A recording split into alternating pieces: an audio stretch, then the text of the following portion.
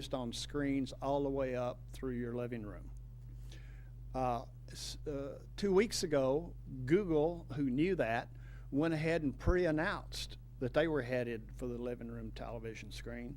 So in not too many years from now, could be shorter than I even think, we're going to be able to run our applications not just on the iPhone or the iPad. We're going to be able to run our applications on the living room television set, and then the cable television networks and the broadcast networks are going to be competing for time on that living room television screen. So, wow, how things are changing. Now, I say maybe Microsoft products. Microsoft, it seems to me, is the big loser in all this. It seems like that company's lost their way. They have announced that later this year they're coming out with a series of phones called Windows Phone 7. And we'll have to wait and see if that happens. They're famous for missing their dates. I don't know whether they can get back in the game. I wouldn't count them out because they're a good competitor and they've got a wad of cash in the bank. But I just don't know. Nokia claims that they're coming after this business, but all the attempts they've made so far, I'm not too certain. And then, of course, there's plenty of other big companies who would like to, Sony, Samsung, etc., but they're likely also RANs. Practically speaking, today, this fourth generation computer business is dominated by Apple and Google. And major content owners, major news properties are now building applications for both platforms. Kind of expensive, but you have to cover the market. Here are some of the implications of fourth generation computers. First of all, they're going to kill netbooks. Netbooks had hardly gotten a start, but this is going to arrest any growth in netbooks whatsoever.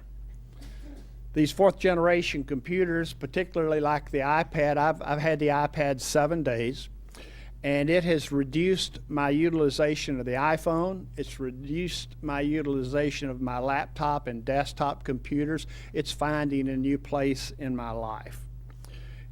Here's the good news. They will dramatically increase the overall use of computers. They will outnumber personal computers. There's 1.1 billion personal computers in existence worldwide, and by 2013, mobile computers, fourth generation computers, will actually outnumber personal computers. And very soon, they will be the primary connection to the internet. Now, here is the other bit of good news for those of us in the journalism industry. These fourth generation computers will significantly increase media consumption. We've seen it already happening. And here's why. In a study Forrester did of 31,000 subjects, a big study, the average adult uses a PC 1.5 hours a day. But these 4G computers are with us during all of our waking hours, and for most of us, they end up on the nightstand beside the bed. So essentially, we have a computer available to us 18 hours a day. And whereas the PC was often shared by a whole family, fourth generation computers are truly personal computers. They're not shared. So all of those things added together mean a giant increase in computing availability, the availability of internet-connected computing, which leads to a dramatic growth in media consumption. Now, a word or two about the iPad. So what is it? Well, the short answer is it's just another computer. It's just another computer in our life. But it's the best yet for media consumption. It is a great way to consume news, whether it's text or whether it's video. It is an awesome device for video. The battery is remarkable. Do you know that you can watch 5 feature-length movies before the battery runs down? It's got a 12-hour battery with full video. It is the perfect traveling companion, whether you're on a business trip or a personal trip.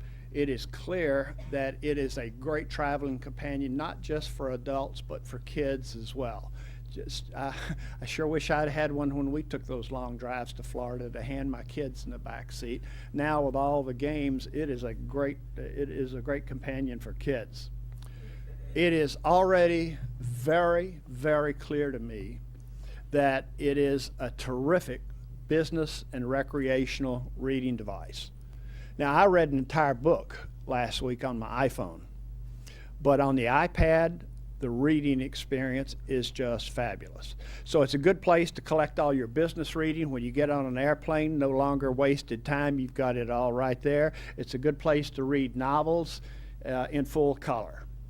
Of course, it's a teenager and a gamer's delight. I got the iPad home and immediately had an argument with all my grandkids who wanted it. I said, now look, kids, before you use this thing, I've got to teach you. Granddad, go get a cup of coffee. We can take over, And like your 12-year-old grandson, they don't know it's complicated. They just don't know. Actually, our prime developer has a 1-year-old child. And last week he went up to the living room television set and started swiping at the screen. Why won't these pictures change? So I recommend that all of us take the iPad development very, very seriously, because it's going to make a big difference to everybody here in this room, to our businesses. There was a guy that was at the Palo Alto Apple store last Saturday, and he listened to the adult reactions and compared them to the reactions of the kids. The adults said, "Oh no, not another device." One adult wrote David Pogue of the New York Times. He said, "Oh, I have an iPhone. I have a Mac laptop. Now I've got to buy an iPad?" David Pogue's response was, "No, ma'am, that's optional." How can I manage another device? I mean, I've got enough chargers, etc., but the kids were, "Oh, way cool. This is really neat. No cords. Dad, I need it now." The big difference. Now, let me show you a huge difference that has impacted firms like ours. The pie chart on the left shows you a new fourth generation computer development project starts. And as you can see, in 2009, 78% were the iPhone, 18% were for Android, and 4% for BlackBerry. The past 60 days, look at how that's changed. iPad development starts are now a full 22% of all developments, and we're developing 2 more iPad applications right now, and our calls are coming in regularly, and people have jumped all over the iPad, and it is going to turn into a major device for people like us that develop applications. Look what happened to Android. They went from 18% new project starts down to 10%. Worse even for BlackBerry. They went from 4% to virtually nothing. BlackBerry, a year ago, we got lots of development requests for the BlackBerry. I haven't had a request to develop for the BlackBerry in the last 90 days. People just don't even talk about it anymore. Now, this chart's hard to consume from sitting there, but the second bar, the blue and